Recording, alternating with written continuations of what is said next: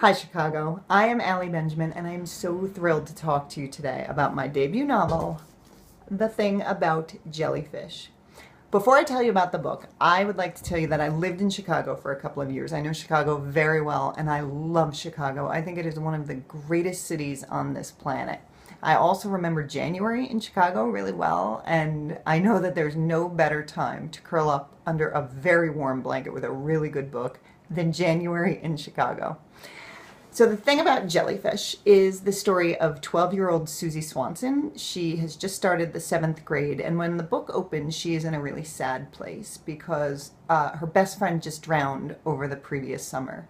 And Susie becomes convinced that her friend, who is a good swimmer, didn't just drown, that she was actually stung by a rare and very dangerous jellyfish, and Susie becomes determined to prove it no matter what it takes.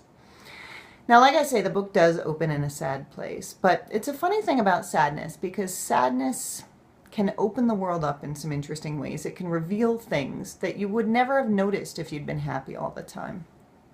And as the book goes on, Susie is opened up to this sort of astonishing beauty in the world all around her. This is a book for any kid who's ever been sad, first of all. It is a book for anyone who has ever seen a friendship change, maybe against their will.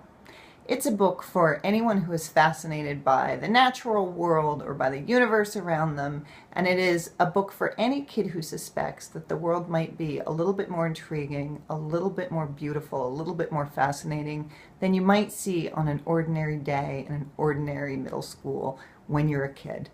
I hope you read the book. If you read it, I hope you like the book, but no matter what, I hope that you find a book that feels like it's yours and yours alone, a book that feels like it was written just for you, because I had a couple of those books when I was a kid. I loved them. I really felt like they were mine. I felt like they got stitched into my DNA. They became a part of who I was. They're still a part of who I am now that I'm an adult. And I'm telling you, if you haven't found that book yet, that book is out there and it's waiting for you to discover it. So happy reading, happy January. It's really nice to be a part of the Chicago Public Library. Thank you.